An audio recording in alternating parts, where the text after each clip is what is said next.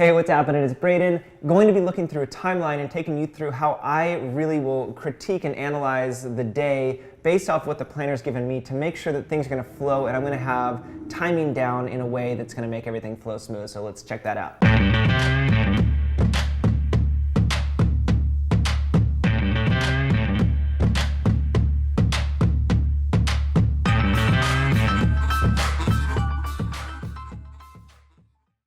Cool. So when you get a timeline, it's really, I would say, important to look at it before you actually are showing up to shoot. A lot of times, if you work with wedding planners, I work mainly with wedding planners, so when I'm sent a timeline, I really want to make sure that they know that they've taken a lot of time to put into it, that I've looked at it and I'm actually thinking through it with them, because there's a bit of teamwork that happens where they're setting things up on the best of their ability based off of sort of the bride's needs and like knowing they don't want to be in their dress too long, but then also you have to really consider the timing that you know you're going to need to make things get done a certain way really is crucial in setting up before the actual wedding day, and it can take away so much stress and it can just make everything flow. And so I guess one of the things I really care about is that the day flows smoothly and it's going to go easy and there's less stress, and so a lot of that has to do with backing out the timeline and making sure there is a little wiggle room in case or like a little buffer in case that things don't go quite as planned.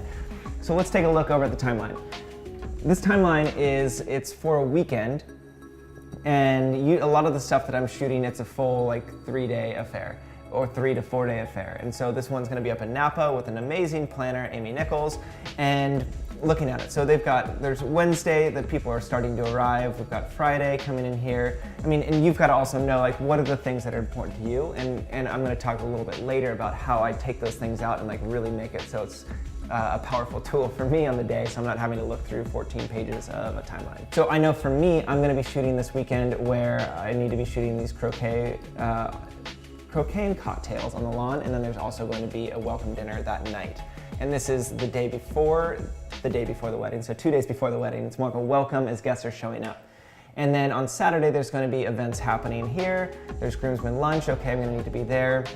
And then I'm gonna be shooting some details for the dress and shoes pre-wedding to get some of that stuff out of the way. So that's one little tip that you can take in is if you're doing stuff like a welcome dinner and a rehearsal, that's something you can also talk about with the planner and say like, hey, can we get some of these details shot so we don't have to do them on the wedding day? If you can have florals from the wedding day or some of the linens from the wedding day, you can actually set up the stationery and shoot that ahead of time. You could potentially, if everything's held on the same property, you could shoot the dress, the shoes, any of that. I mean, the bouquet for the bride won't be done until the wedding day, but as much things as maybe you can have shot, the jewelry, anything to just make time freed up on the actual day of the shooting. So I'm gonna be shooting the shoes and dress on Saturday, which is gonna be the rehearsal. It's gonna be over a holiday weekend, and so the wedding is actually Sunday. Okay, and so then we've got stuff happening here. The wedding day now is, I would say, the most crucial because everything else you just need to know when you're gonna show up. And I still always, if it's a rehearsal, and again, if a planner's involved, there's usually setup and decor that people have put work into, the bride and groom have put thought into, and so they want that shot. So if they have me booked for just a couple hours, I'm still gonna show up probably an hour ahead of time because I wanna shoot the decor before everybody shows up. And then once the couple shows up, I wanna communicate this beforehand so they're not showing up late. Say, hey, listen, before you get into your rehearsal, I really would love to shoot just the two of you, and before everyone walks in, we can even take that time so you can have your grand entrance of sorts, but I want to come away, they're dressed up, it's the day before their wedding, and they're excited, so being able to get some photos of them pre-wedding is something I like to do as well. So that's something, again, looking at the timeline, you can then coordinate with the planner or with the bride and groom and say, hey, can we set this up so when you show up, I'm going to take you right away before you go in and get some of these shots done.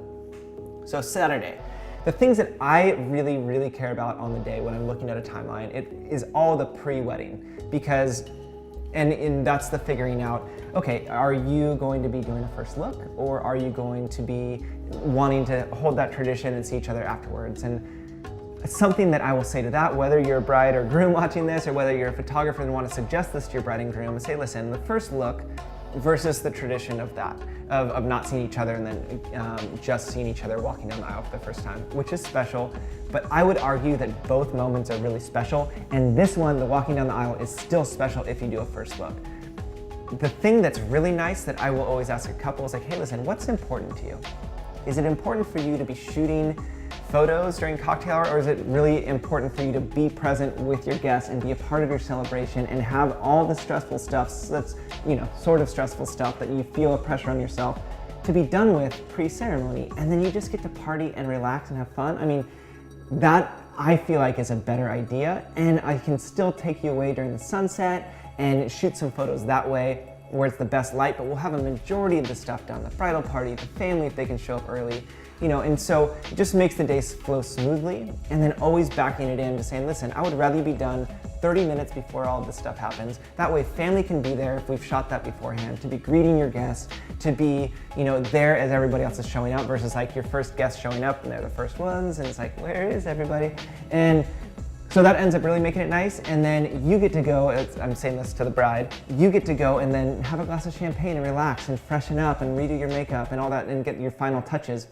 So it just makes for a really smooth day. So I'm looking at the timeline for these sort of things, be like, okay, if they do want to do a first look, you as a photographer need to know how long do you usually need for each of these sections. I mean, a first look itself, after you've got it set up, it's walking down and shooting the look, but then are you going to take the couple and do their more romantic photos or like the couple's portraits right after that time, or are you going to do the first look and go straight into the bridal party and then shooting the bridal party? And I mean, I'm a pretty quick shooter, so I know for each of those things I might need like 15 minutes with the bridal party, like the girls and the guys, and I can, if it's 30 minutes total, I can probably do it in about 20 minutes. I want like a minimum 30 minutes. I'd love 40 minutes with the couple to just shoot photos of them around the property and use as much of that as possible.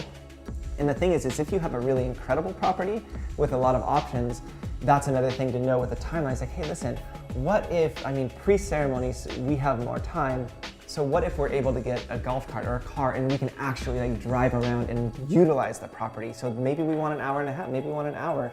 So those are the things that you want to be able to look at and figure out, because for me, that's the most important time. It's like if we can really use the property and drive around, and if it's like this really cool hilly property and get to the top of the hills and shoot down and have all that, it's going to end up just being spectacular versus only having 20 minutes post-ceremony where you sort of have to stay close to everything because you're going to get into the reception and have to get into that. So let's just take a couple looks at this timeline. I've already actually talked with this planner a lot about this timeline, so this is more of a final draft. Probably should have gotten something a little bit more rough, but it'll give you this overview. And so the first thing that I'm looking for is, when is my show up time? And when is the bride going to be getting into her dress? And so I'm gonna look at that. A lot of times, let's say they've got you booked for 8 hours, the timeline might have you showing up like right as the bride is getting in her dress. That for me will never work. I hate showing up into chaos. I want to be able to show up at least, like, I would say a minimum, if she's getting her dress, I want to be there a minimum an hour before that. And sometimes a little bit longer, partially because I don't want to be stressed and I know the things that I need to shoot pre-ceremony before she's in her dress. And I want to have that done and relax. I want to be able to show up and I've got a lot of gear so I can get my gear set up. So I might show up an hour and a half I've showed up 2 hours early just to like get the stuff. I can go walk the property if I haven't been on the property. I can go shoot details of the property. I can shoot the dress. I can shoot the shoes. And now she's doing like the finishing touches of getting into her dress. I can go through of getting her makeup and hair done. I can get those shots now that she's got some makeup on, and then I can go shoot the, now the day is happening. So I'm not stressed about I haven't got all these things or like trying to cram it in and do it really fast. Like I would rather have time to really like come away with the best shots and come away in a way that really like this is the shot that I want. And that only happens from knowing how much time you have and being able to make that happen. And that's again the timeline. You're either going on your own dime and showing up early, or you need to say with the planners like, hey, listen, if we need to get all this in there, like I need the couple to book me for another hour or 2 hours so we can get all this stuff happening. So in this timeline, we'll look at, where am I? So I'm arriving at noon to shoot. So this is that they had me showing up at 1, and so post this conversation in the final draft, I'm now showing up at noon because I'm going to arrive early to shoot details and personal items, like I was just saying, in the Woodside room. And then so knowing Corbin is the groom, he's going to be over there, and so these are the things too to know. Okay, if they're not seeing each other beforehand, or if they are, Do you need to have your other shooter with the groomsmen while you're with the bride, or vice versa? And so in this situation, for the sake of time, I will probably end up having another photographer that I have on the day going to like shoot a lot of the guys hanging out, a lot of the groomsmen getting ready, getting in the jackets, and then I'll probably do the finishing touches of the actual groomsmen. Or sometimes I'll even have that second shooter shoot all of that, so then when we get together, I'm able to just focus on the whole bridal party and get going. But again, that comes down to timing, and if you have a lot of time allotted in there, you can do it all. Or if it's really important for you to shoot all of the main photos all of the time, because either your second shooter isn't as strong, or you just want to shoot them all. You know, which I typically do as well. You know, making sure that you have the time and the ability, if they're on the same property, to get over there. It's like, okay, she's done with her hair and makeup here. How about we give her 30 minutes to just chill while the rest of the girls finish up their stuff. I'm gonna go shoot the guys for, 15 minutes. Then I'm gonna come back and then we're gonna get her in her dress. So a lot of that is you as a photographer are in control of the day. The planner is really leading things up and setting things up for you, but you are taking the lead, so you have to be able to know exactly what you need and how you're gonna get it done when you show up. So part of that is knowing this stuff before you show up so you can be in control.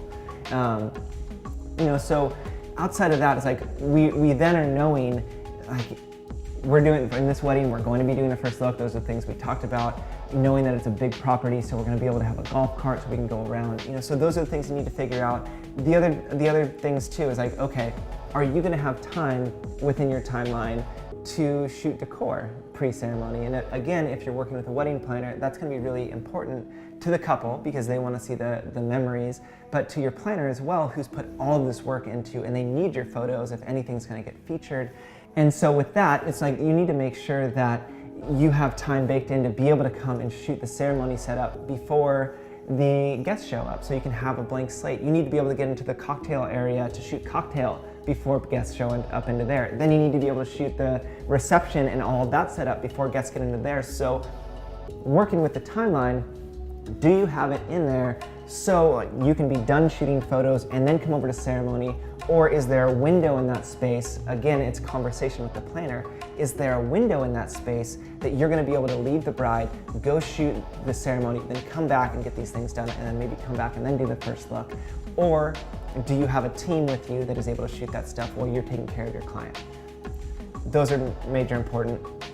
Other things I look for in the timeline, like really once the ceremony starts, you need to know that time, the ceremony time, and then like, are you going to be doing photos after? Are you not?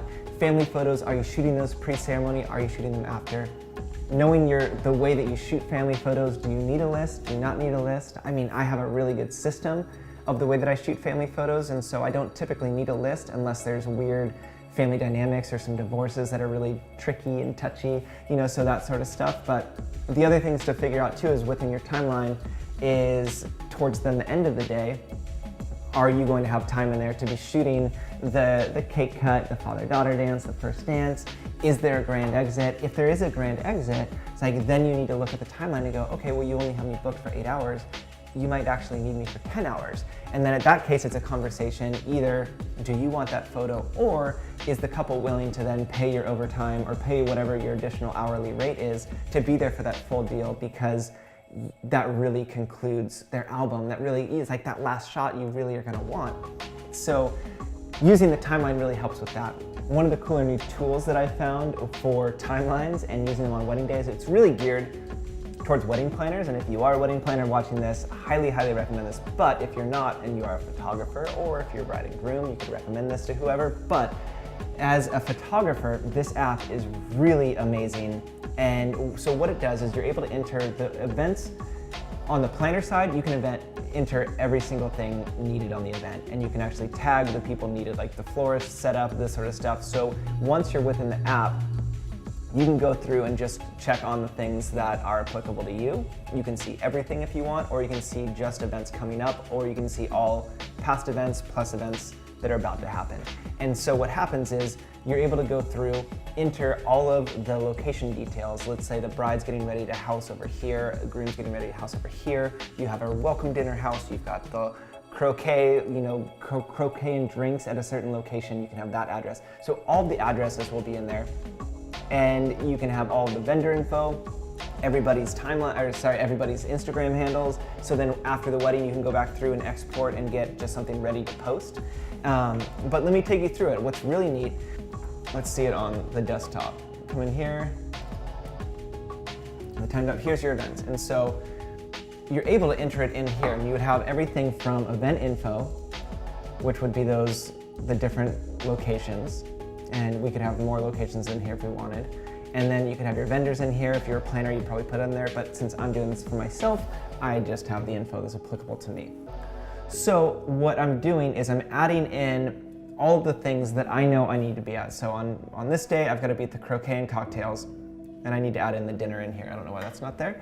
And then on May 26th, which is the day before, I'm shooting the dress at about this time. Then I need to start shooting the ceremony rehearsal here. And what happens as I'm going through it in the app, once 1:30 hits, this turns gray. And so the next thing that I need to do is here at this 5:30 time. And so when you're going through, I'm gonna bring it up on my phone and overlay it there. But when you're going through here, instead of trying to look at these little text from a PDF timeline that you were given that you now have saved on your phone, you just open up the app and it's really clear, okay, let's go to a wedding day. So I'm arriving here, I'm shooting details. I've got 1 p.m., then I'm shooting photos of the girls, 2 p.m. Now it's like, it basically lets you know step by step everything that you need on the day, and then as it's passed, it goes gray, or you can get rid of those things. But it's really, really handy to just do a quick look, like what's next, and like, oh shoot, that's coming up, and you can look at your watch and see. But I highly recommend that if you just Google timed app, and I think it's thetimedapp.com.